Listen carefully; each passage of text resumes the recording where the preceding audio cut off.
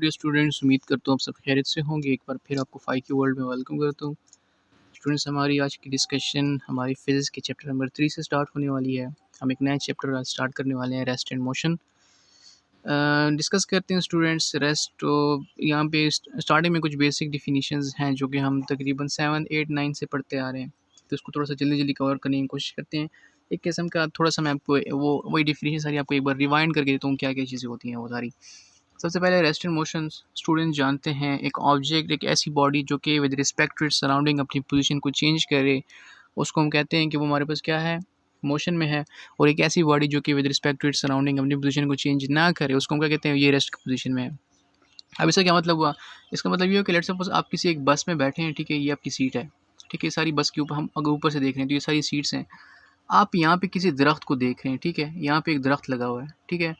अब ये दरख्त ये दरख्त या फिर बाहर की जितनी भी चीज़ें हैं ना, ये सारी आपके लिए क्या कर रही हैं, एज अ सराउंडिंग एक्ट कर रही हैं। अगर इन सब की position with respect to you, आप विद रिस्पेक्ट टू यू अगर चेंज हो रही है, तो हम कह रहे हैं कि आपकी पोजीशन क्या है, आप मोशन की पोजीशन में हो।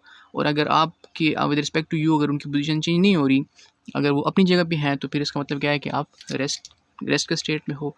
तो पढ़ते हैं इन्होंने क्या लिखा हुआ है इस बारे में। अ body is it rest with respect to an observer if it does not change its position with respect to surrounding, with respect to its surrounding, या फिर with respect to the observer, दोनों सेम ही चीज़ है, ठीक है। A body is in state of motion with respect to the observer if it change position with respect to surrounding.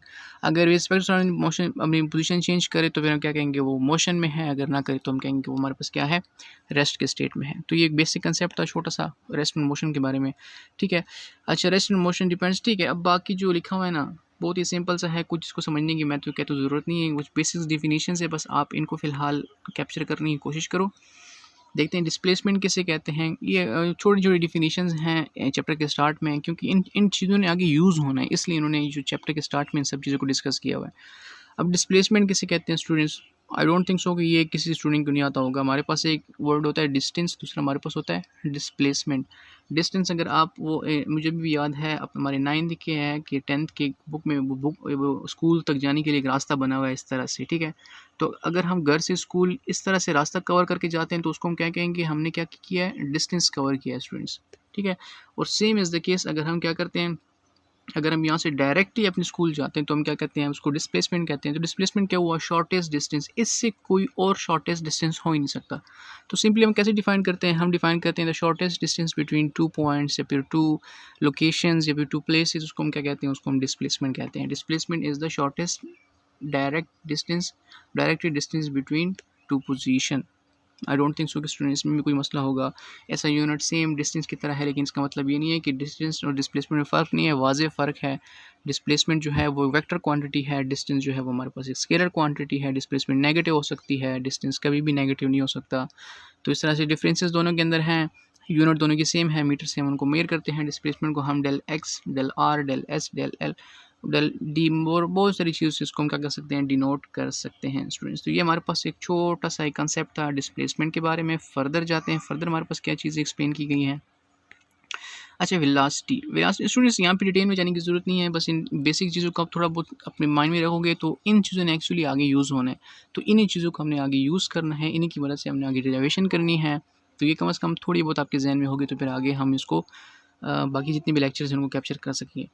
अच्छा, velocity किसे कहते हैं? अब वेलोसिटी भी students, I don't think so कि कोई स्टूडेंट ऐसा होगा जिसको वेलोसिटी का ना पता हो। हमारे पास change in displacement per unit time, आपके कितने टाइम के हिसाब से कितना डिस्प्लेसमेंट चेंज हो रहा है या कितना डिस्प्लेसमेंट कवर हो रहा है, उसको क्या कहते हैं, उसको हम वेलोसिटी कहते हैं। Same is the case velocity के साथ एक और स्पीड वर्ड भी होता है, वो भी सेम चीज़ है, लेकिन उसमें हम क्या कहते हैं, distance divided by time. Speed और वेलोसिटी और स्पीड में ये फ़र्क है। तो डेफिनेटली अगर उसमें डिस्टेंस आ गया तो स्पीड मेरे पास क्या है, स्केलर क्वांटिटी है, वेलोसिटी मेरे पास क्या है, एक वेक्टर क्वांटिटी है। तो ये कुछ थोड़े से डिफरेंसेस हैं। वी एफ माइनस वी आई से भी लिख सकते हैं, S F minus S I से भी लिख सकते हैं। हर किसी ना सॉरी एस एफ से लिखेंगे, डिस्प्लेसमेंट है, वी एफ से नहीं लिख सकते।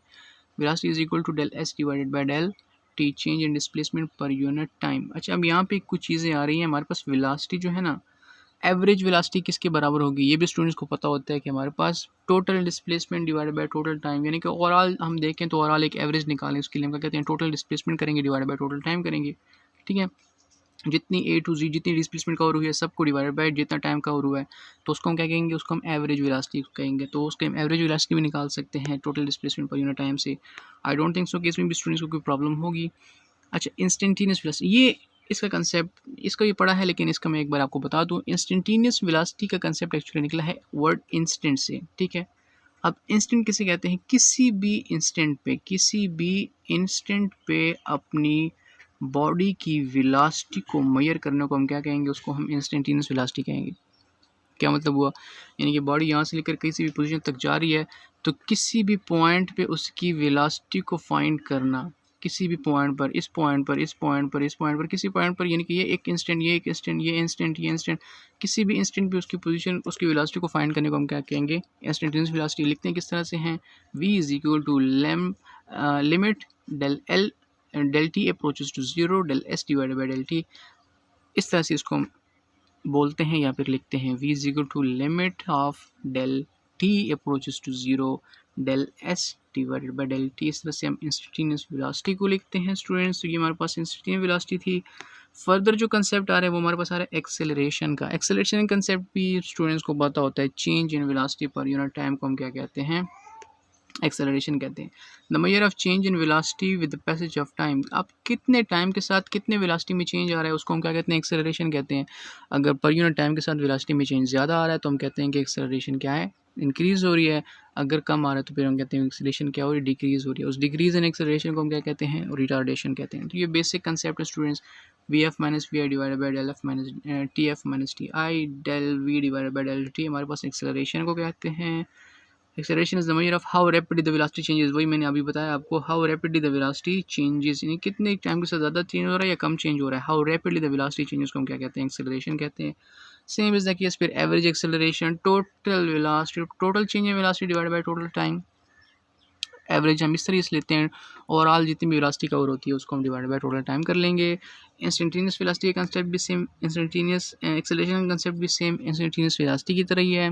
वहाँ पे हमने क्या कहा था, किसी भी इंस्टेंट पे वेलोसिटी फाइंड करना, यहाँ पे कहेंगे किसी भी इंस्टेंट पे क्या करना है, एक्सेलरेशन फाइंड करना है। Acceleration at particular instant of time, students वही बात कर रहे हैं, at particular instant of time is known as instantaneous acceleration. उसको हम निकालेंगे, कैसे लिखा था, v is equal to limit del t approaches to zero del s divided by del t हमने लिखा था। यहाँ पे क्या करेंगे, a is equal to limit del t approaches to zero del v divided by del T, same formula, लेकिन बस क्या होगा, एक्सेलरेशन वेलोसिटी चेंज हो जाएंगे। यूनिफॉर्म वेरिएबल, हमें पता है यूनिफॉर्म वेलोसिटी का इक्वल चेंज आ रहा हो with equal interval of time हमारे पास आ रहा हो, यानी कि पहले 5 सेकंड के अंदर आपके साथ एक्सेलरेशन में कितना चेंज आ रहा हो, 10 का चेंज आ रहा हो। नेक्स्ट 5 सेकंड में हमारे पास एक्सेलरेशन में फिर 20 में चला जाए, 10 का चेंज आया। नेक्स्ट 5 सेकंड में यानी कि 10 सेकंड में, तो नेक्स्ट 15 सेकंड में मेरे पास एक्सेलरेशन 30 तक चला जाए, फिर 10 का चेंज, यानी कि हर 5 के चेंज के साथ कितना आ रहा है मेरे पास, हर 10 का चेंज आ रहा है। तो इस तरह की एक्सेलरेशन को क्या कहेंगे, यूनिफॉर्म एक्सेलरेशन कहेंगे। और वेरिएबल एक्सेलरेशन जो कि हमारे पास अनइक्वल चेंज आ रहा हो, फॉर एग्जांपल पहले 5 सेकंड में हमारे पास 10 मीटर पर सेकंड स्क्वायर का चेंज आ रहा हो एक्सेलरेशन में, नेक्स्ट 5 सेकंड में हमारे पास फिर 2 का आ रहा हो, 3 का आ रहा हो, यानी कि चेंज जो हो वो डिफरेंट आ रहा हो इक्वल इंटरवल ऑफ टाइम के साथ, तो उसको हम कहेंगे वेरिएबल एक्सेलरेशन कहेंगे स्टूडेंट्स। अच्छा, और रिटार्डेशन या डिसेलरेशन किस तरह से कहेंगे, एक बॉडी अगर जा रही है उसके एक्सेलरेशन में अगर डिक्रीज आ रहा है तो उसको हम सिंपली क्या कहते हैं, रिटार्डेशन कहते हैं। लेट्स सपोज एक बॉडी है वो स्पीड से जा रही है और क्या करती है, ब्रेक अप्लाई करती है, तो इस तरह की एक्सेलरेशन को क्या कहेंगे, रिटार्डेशन कहेंगे, ठीक है।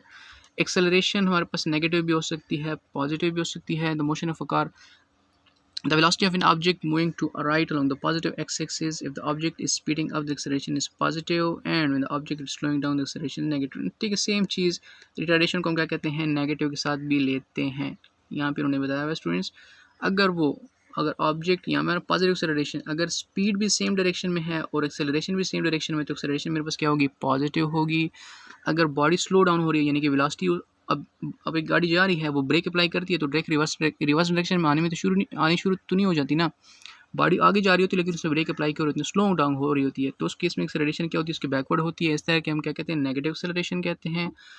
एक बॉडी अगर इस साइड पर जा रही हो और इसकी एक्सेलरेशन बैकवर्ड साइड पे हो तो स्लोइंग डाउन इस साइड पे, तो उसको हम फिर पॉजिटिव लेंगे। सेम इज द केस अगर बैकवर्ड डायरेक्शन में हो यानी कि नेगेटिव एक्सेस की तरफ अगर उसकी डायरेक्शन हो दोनों में, तो फिर भी हम क्या करेंगे, उसको नेगेटिव एक्सेलरेशन के साथ कंसीडर करेंगे। तो स्टूडेंट्स ये कुछ बेसिक्स कंसेप्ट है जो कि यूज़ होते हैं। इंशाल्लाह आने वाली वीडियो में मज़ीद जो ग्राफिकल एनालिसिस हैं इन सब चीज़ों को इंशाल्लाह एक्सप्लोर करने की कोशिश करेंगे। तब तक के लिए आपसे इजाज़त चाहिए। इंशाल्लाह हमारी वीडियो में दोबारा मुलाकात होगी, तब तक के लिए इजाज़त चाहिए। अल्लाह हाफ़िज़।